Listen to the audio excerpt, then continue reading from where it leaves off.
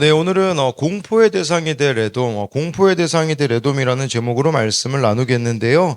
이렇게 제목 잡은 것은요, 17절에 보면요, 애돔이 이제 공포의 대상이 되리라고 말씀해주고 있기 때문입니다. 왜냐하면 이 애돔은 망하지 않을 거라는 생각을 했기 때문인 것입니다. 왜냐하면 이 지역 자체가요, 바위들로 둘러싸여 있어서 우리는 절대 망하지 않는다. 이제 이런 교만들이 있었던 것이죠. 근데 이 나라가 멸망함으로써 주변 나라들이 정말 하나님이 살아계시는구나라고 느낄 수밖에 없는 그 공포의 대상이 될 것이라고 말씀해주고 있는 것입니다. 그러니까 우리도요.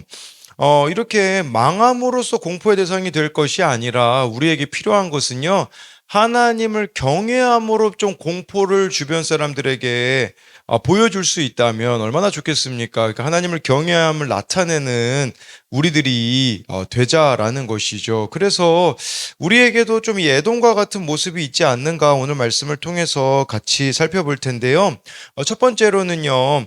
공포의 대상이 될 애돔은 스스로를 지혜롭다고 여겼습니다. 7절인데요. 에돔에 대한 말씀이라 만군의 여호와께서 이와 같이 말씀하시되 대만에 다시는 지혜가 없게 되었느냐 명철한 자에게 책량이 끊어졌느냐 그들의 지혜가 없어졌느냐. 오늘 말씀은 이 에돔이라는 나라에 대한 심판에 대해 나옵니다. 에돔은요, 창세기에 보면 알 수 있는데, 이삭이 두 아들을 낳죠. 에서와 야곱을 낳습니다. 그 에서의 후손이 바로 에돔입니다. 그래서 창세기에 보면요, 이 에서가 사냥도 잘하고 인간적인 능력이 뛰어납니다. 그러다 보니 어떤 삶의 모습이 나타납니까? 하나님에 대한 것들을 가볍게 여기는 겁니다. 그러니까 이 장자권도 가볍게 여겨서 그 팥죽 한 그릇에 팔아 넘기는, 뭐 난 하나님 없이도 충분히 내 능력으로 내 지혜로 잘 살 수 있다라고 생각했던 그들의 모습이 그들의 후손들에게 고스란히 나타났다라는 것을 보여주는 것입니다. 그래서 이 그들의 후손인 에돔은요, 7절에 보면 그 지역 중에 먼저 대만이라는 곳이 나옵니다. 이 대만은 혹시 많이 들어보지 않았습니까? 욥기에 보면 나옵니다. 욥기에 욥의 친구들 중 엘리바스라는 사람이 이 대만 사람이었습니다. 그리고 이 대만은 7절에 보면요.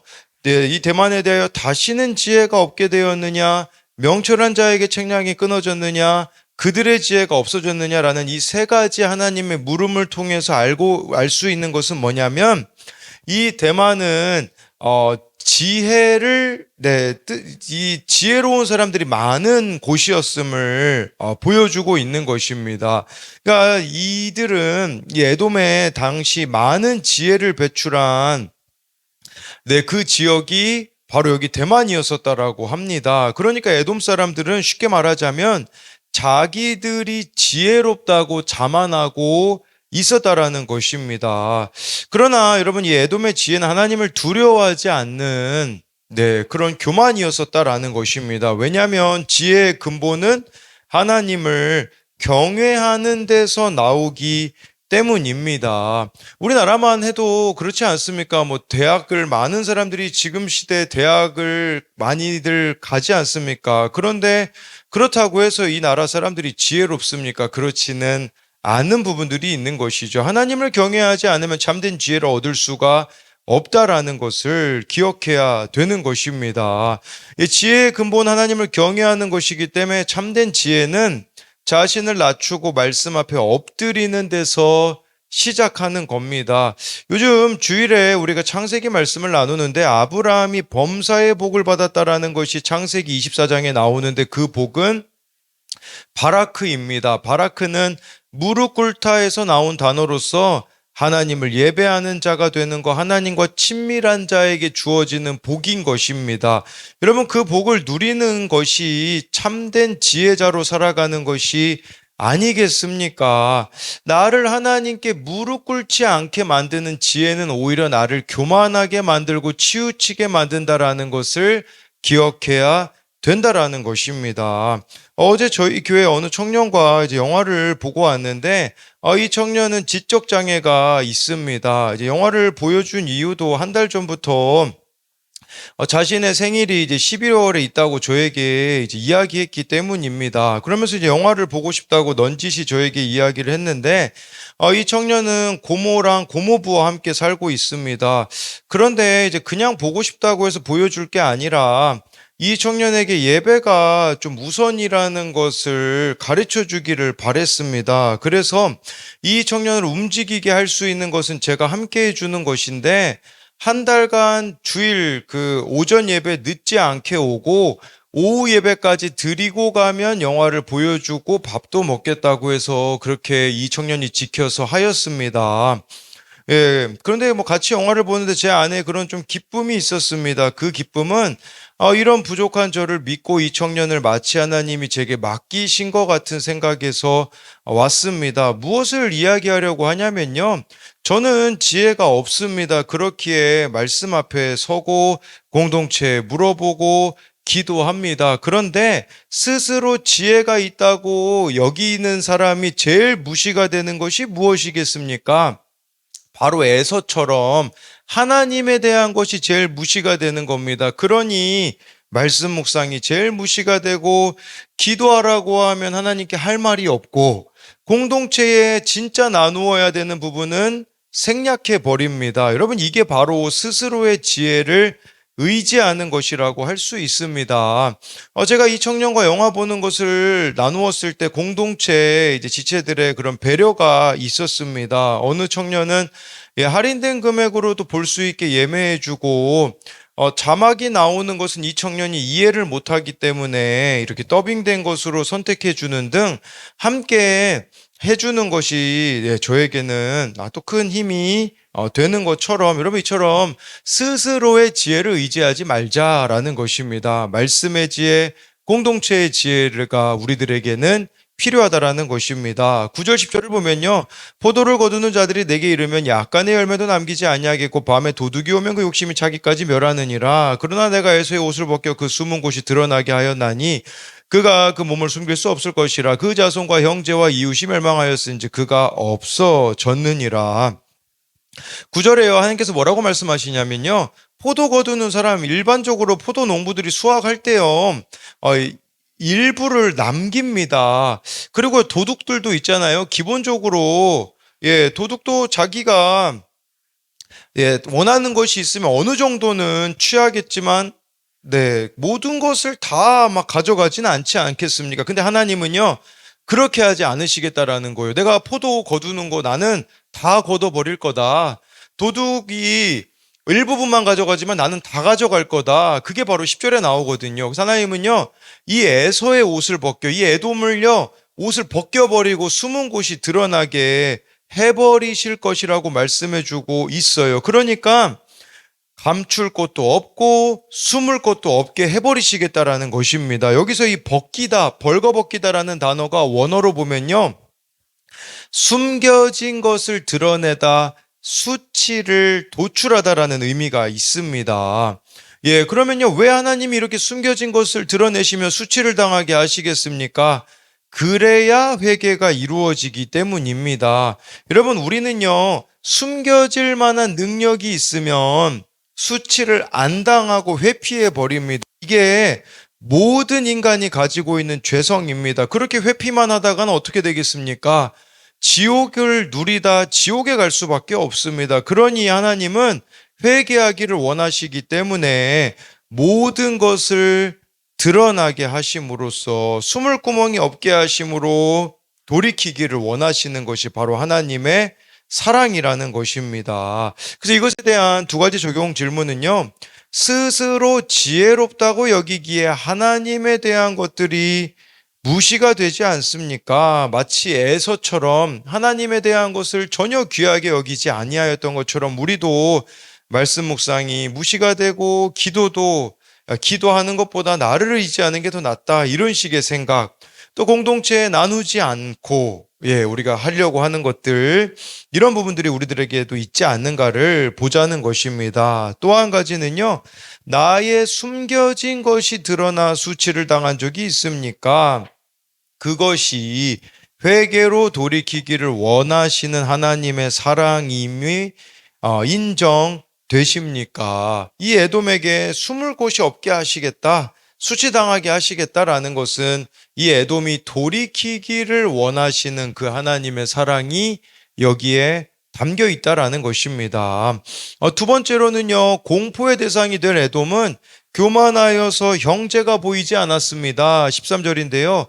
여호와의 말씀이니라 내가 나를 두고 맹세하노니 보스라가 놀램과 치욕거리와 황폐함과 저주거리가 될 것이요 그 모든 성읍이 영원히 황폐하리라 하시니라. 보스라라는 지역이 나오는데요. 이 보스라는요, 에돔의 수도였습니다.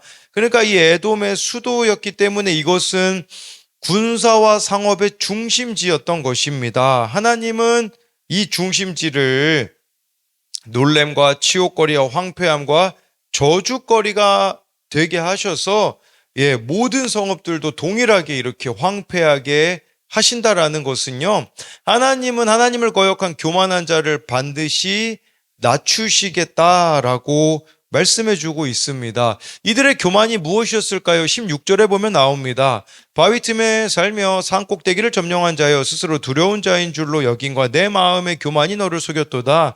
내가 독수리같이 보금자리를 높은 데에 지었을지라도 내가 그리로 너를 끌어내리리라. 이는 여호와의 말씀이니라.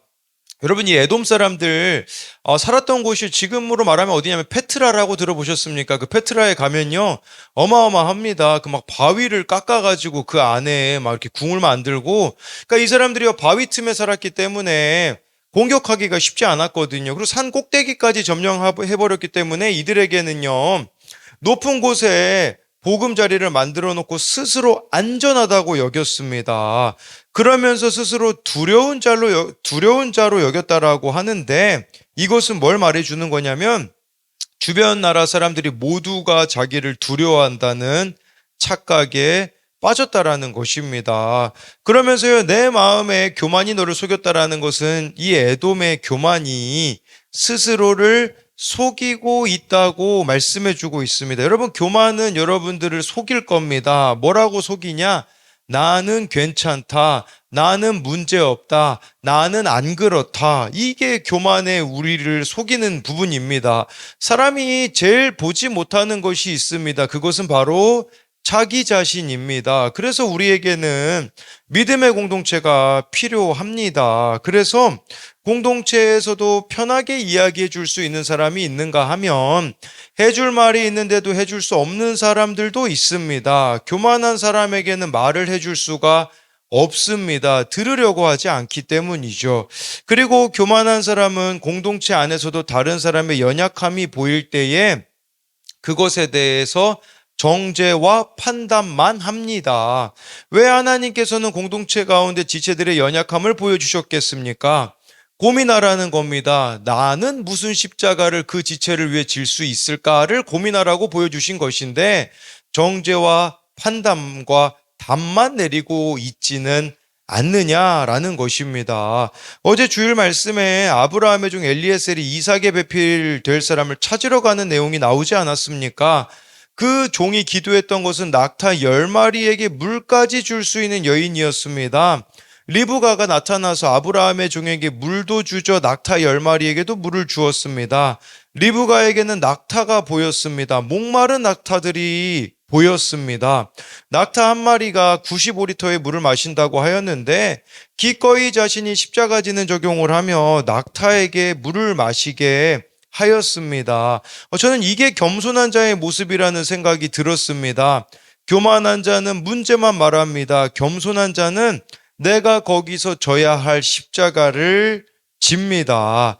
그런 의미로 볼 때 저와 여러분들이 교만한지 겸손한지는요, 내 눈에 무엇이 보이는지를 보면 알 수 있습니다. 내 눈에 나만 보인다면 교만한 것이겠죠. 그러나 내 눈에 다른 이들까지 보이게 되어지는 거, 그게 바로 겸손한 자의 모습이 아니겠습니까? 그 목마른 낙타와 같이 인생의 갈증을 느끼는 자들이 보이는 것이 바로 겸손함이라는 것입니다. 17절 18절을 보면요, 에돔이 공포의 대상이 되리니 그리로 지나는 자마다 놀라며 그 모든 재앙으로 말미암아 탄식하리로다. 여호와께서 말씀하시니라. 소돔과 고모라와 그 이웃 성읍들이 멸망한 것 같이 거기에 사는 사람이 없으며 그 가운데서 머물러 살 사람이 아무도 없으리라. 에돔은 공포의 대상이 된다고 합니다. 왜냐하면 그 교만이 철저히 무너지는 심판이 임하는데, 마치 이 모습이 18절에요. 소돔과 고모라와 그 이웃이 멸망한 것 같다라고 하나님이 말씀하세요. 창세기에 보면 소돔과 고모라와 이웃 성읍들이 유황불 심판을 받아 망한 것 같이 에돔 역시 많은 사람이 죽고 포로가 되므로 그 땅에 사는 사람이 없게 될 것이라는 겁니다. 여러분, 그렇다면요, 에돔이 왜 이런 심판을 당해야 했을까요? 물론 오늘 말씀에서는 교만이 나오기는 합니다만, 더 구체적으로 알 수 있는 것은 오바댜서를 보면요, 에돔의 심판이 구체적으로 나옵니다. 한 절을 가지고 와봤는데 오바댜 1장 12절에 이런 말씀이 있습니다. 내 형제의 날, 곧 그 재앙의 날에 방관할 것이 아니며 유다 자손이 패망하는 날에 기뻐할 것이 아니며 그 고난의 날에 내가 입을 크게 벌릴 것이 아니며. 자세한 건 여러분 오바댜서 1장 10절부터 14절을 읽어보면 구체적으로 나오는데요. 이 내용이 뭐냐? 남유다가 멸망당했을 때요, 이 에서는 지금 에서가 후손이 에돔이기 때문에 야곱의 후손이 이스라엘이죠. 에서의 후손이 에돔이면 형제인데요, 형제 나라인데, 이 남유다가 멸망당했을 때 에돔이 어떻게 했냐면요, 오늘 이 12절에는 안 나와 있지만 그 전절에 보면요, 가서 약탈을 합니다.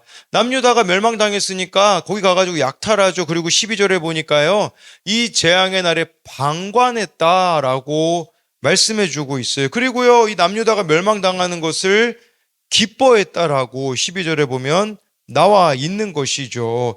그러면 지금 이 에돔의 멸망을 보면서 우리에게 가지고 와 본다면요, 우리도 곰곰이 생각해 봐야 되는 것은 나에게도 방관죄가 있지 않는가 하는 부분입니다. 지금 우리가 방관하고 있는 게 있을 수 있어요. 지금 내 주변에 가까운 사람들을 구원으로 인도해야 되는데 구원의 대상으로 여기지 않는 거, 구원의 대상으로 여기지 않으니 십자가를 지지 않으려고 하는 그 모습이 우리들에게는 방관죄일 수 있다라는 것이죠. 가까운 지체들의 아픔과 어려움을 외면하고 있는 것들도 바로 방관죄라고 할 수가 있는 것입니다. 그렇게 정말 나에게 가까이 있는 사람을 외면할 것이 아니라 구원으로 기꺼이 인도하는 저와 여러분들이 되어야 합니다. 그래서 이것에 대한 적용 질문은요, 스스로를 괜찮다, 나는 안 그렇다 생각하는 교만이 나에게는 무엇이 있습니까? 이것은 16절에 내 마음의 교만이 너를 속였도다로 만든 질문입니다. 여러분, 교만은 스스로를 속입니다. 괜찮은 사람이라고 속이고, 나는 해당 안 된다는 식으로 속이는데, 그 교만이 여러분들을 무엇으로 속이고 있는가를 묻는 질문이고요. 또 한 가지는요, 내가 지금 방관하고 있는 사람은 누구입니까? 이것은 아까 오바댜 1장 12절에 이 에돔이 방관죄를 저질렀다라는 측면으로 사랑해야 되는데 사랑하지 않는, 구원으로 인도해야 되는데 구원으로 인도하고 있지 않는 사람이 우리들에게는 누가 있는가를 묻는 겁니다. 그래서 오늘 말씀을 요약하면요, 공포의 대상이 될 에돔은 첫째로 스스로를 지혜롭다고 여겼습니다. 대만이라는 이 지역이 많은 지혜자들이 있었다라고 설명을 드렸죠. 그렇지만 지혜는 하나님으로부터만 온다는 것이고, 공포의 대상이 될 에돔은 두 번째로 교만하여서 형제가 보이지 않았습니다. 교만하면요, 자기 자신만 보이는 것입니다.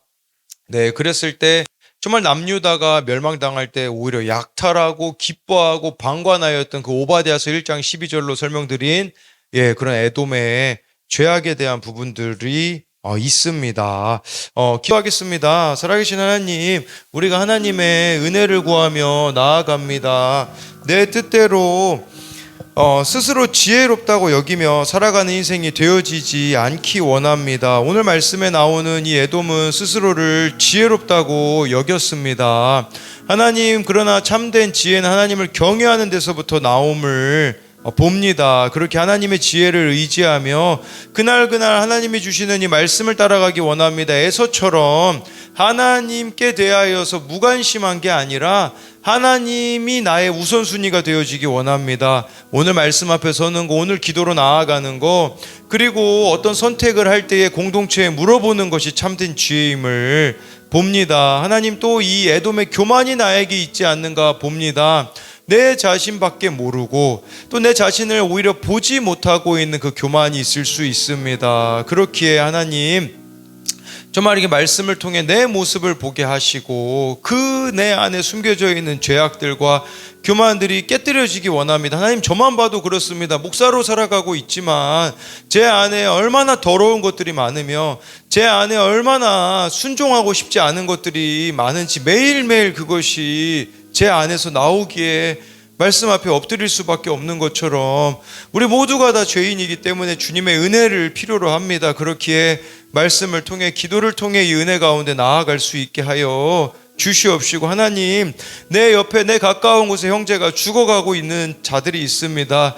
예수 그리스도를 모르는 인생이 죽어가는 인생이 아니겠습니까? 하나님 구원을 위하여서 이제는 좀 고민하기 원합니다. 내가 무슨 십자가를 져줄 수 있을까? 내가 어떻게 섬겨줄 수 있을까를 고민하며 하나님이 나에게 맡기신 사명은 영혼 구원인데 그 사명을 감당해낼 수 있는 우리들이 되게 하여 주실 것을 믿으며 살아계신 예수님 이름으로 기도드립니다. 아멘. 우리 계속해서 기도하겠습니다. 첫 번째로는 개인과 가정을 위해 기도합시다. 하나님보다 나의 지혜와 경험과 환경을 의지한 교만을 회개하게 하소서. 위기 앞에서 숨을 곳을 찾기보다 하나님께 피하는 자가 되게 하소서. 우리의 가정이 하나님을 경외함으로 가정 예배를 드리는 은혜를 주시고 하나 되는 은혜가 있게 하여 달라고 우리 가정과 자신을 위해 먼저 기도하겠습니다. 주여, 살아계신 하나님 아버지, 하나님의 은혜를 구하며 나아갑니다. 하나님, 하나님보다 나의 지혜와 경험과 환경을 의지하는 이 교만이 깨뜨려지기 원합니다. 오늘 말씀에 보면 정말 에돔이 스스로를 지혜롭다고 여겼지만 하나님을 알지 못하는데 참된 지혜가 어떻게 거기서부터 나올 수가 있겠습니까? 세상이 보기에는 미련해 보여도 돌아가는 것 같아 보여도 하나님을 우선순위에 두고 살아가기 원합니다. 말씀대로 결정하며 살아가면 세상에서는 바보 취급을 받기도 하고 손해를 보는 것처럼 여겨지는 지점들도 있습니다. 그러나 그것이 결코 손해가 아니라는 것을 결국에는 하나님 앞에 우리가 어떻게 살아가는지만 남는다라는 것을 기억하게 하여 주사. 하나님, 정말 하나님을 의지하기보다 자신을 의지하는 이 교만이 회개되어지는 은혜가 있게 하여 주옵소서. 하나님은 죄를 죽여가시는 분입니다. 내 안에 죄의 문제를 해결하시고자 이 죄를 드러내실 때에 정말 수치를 당하더라도 하나님 기꺼이 그 죄악으로부터 돌이킬 수 있는 은혜를 우리에게 허락하여 주옵소서. 위기 앞에 숨을 곳을 찾아다니는 것이 아니라 빠져나갈 구멍을 찾는 것이 아니라 하나님께 무릎 꿇는 자 되게 하여 주옵소서. 이 바라크의 복을 누리는 자가 되게 하여 주옵소서. 하나님 앞에 예배자로 살아가며 하나님과의 관계에 문제가 되는 것들이 있다면 기꺼이 그것들을 버릴 수 있도록 은혜를 베풀어 주옵소서. 하나님, 우리의 가정을 위하여서 기도합니다. 우리의 가정이 하나님을 경외하게 하여 주옵소서. 이 가정의 주인은 하나님이십니다. 하나님, 정말 가장 이상적인 모습이 무엇이겠습니까? 가족들이 모여 가정 예배를 드리며 그날 말씀을 서로 나누는 것이 아니겠습니까? 또 서로를 위하여서 기도하는 것이 아니겠습니까? 이 가정 무엇으로 지킬 수가 있겠습니까? 하나님이 아니시면 지켜질 수가 없기에 하나님이 가정을 위하여서 또 우리가 오늘 말씀에 나와 있는 이 에돔처럼 가족에 대하여서도 방관하고 있는 부분들이 있을 수 있습니다. 가족의 필요를 눈치채지 못하고 정말 가족을 어떻게 또 사랑해야 되는데 내 힘으로는 참 사랑이 되어지지 않습니다. 우리는 사랑을 할 수도 없고 만들 수도 없는 자들이기 때문에 사랑의 본체이신 주님께 은혜를 구하며 나아갈 때에 하나님 사랑하게 하여 주옵소서. 사랑할 수 있는 힘을 우리들에게 허락하여 주시고 또 가족 가운데 그 모든 허물들과 문제들을 우리가 하나님께 구하며 나아갈 때 허물이 덮여지며 문제가 하나님 안에서 해결되어지는 은혜가 있게 하여 주옵소서. 우리 계속해서 한 가지 더 기도하도록 하겠습니다. 우리 교회와 나라를 위해서 기도합시다. 우리 교회가 시스템과 숫자와 전략보다 하나님께 무릎 꿇는 것을 우선하게 하소서. 교만한 영적 우월감을 버리고 회개하는 교회와 나라가 되게 하소서. 이 나라가 군사와 경제와 외교보다 하나님을 경외하게 하여 달라고 우리 교회와 나라를 위하여서 기도하겠습니다. 살아계신 하나님 아버지, 하나님의 은혜를 구하며 나아갑니다. 우리 수목 아름다운 교회를 위하여서 기도할 때에 하나님 시스템, 숫자, 전략보다 하나님께 무릎 꿇는 것을 우선시하기 원합니다. 이 교회를 위하여서 우리가 기도해야 됩니다. 이 교회가 발전되는 것은 환경이 좋아지는 것이겠습니까? 건물이 좋아지는 것이겠습니까? 그것보다 이곳에 있는 한 사람 한 사람이 하나님을 경외하는 자로 살아가고 살아내는 것이 정말 그것이 진정한 하나님 보시기에 성공이 아니겠습니까? 우리 모든 성도들이 정말 이렇게 말씀 앞에 서는 것을 기뻐하게 하시고 공동체에 속해가는 것이 이들의 기쁨이 되게 하여 주옵소서. 하나님이 우리에게 허락하신 이 교회 공동체를 소중히 여길 수 있도록 하나님 우리 가운데 은혜를 부어 주시고, 하나님 우리가 너무 교만하였습니다. 너무 교만하였기에 한국교회가 이런 모습입니다. 우리가 너무 교만하였기에 나라가 이런 모습입니다. 하나님, 지금도 늦지 않았다고 말씀하시는 그 하나님의 말씀을 의지함으로 심판이 임하는 것과 같은 이 상황 가운데서 우리가 하나님께로 회개하며 회개운동이 이 땅 가운데 일어나게 하여 주옵소서. 그 참된 회개만이 남북을 통일로 이끌 수 있습니다. 복음만이 남북이 하나 되게 만들 수 있습니다. 그렇기에 하나님, 우리의 이 교만함을 하나님 앞에 회개하며 나아가오니 저 북녘 땅에도 자유의 날이 올 수 있도록 하나님 은혜를 베풀어 주시옵시고, 하나님 또 이 나라가 군사와 경제와 외교보다 하나님을 경외하게 하여 주옵소서. 하나님, 하나님을 외면하고 있는 것이 가장 큰 문제임을 알기 원합니다. 이 나라가 지금까지 이렇게 된 것이 무엇 때문입니까? 하나님의 은혜 때문입니다.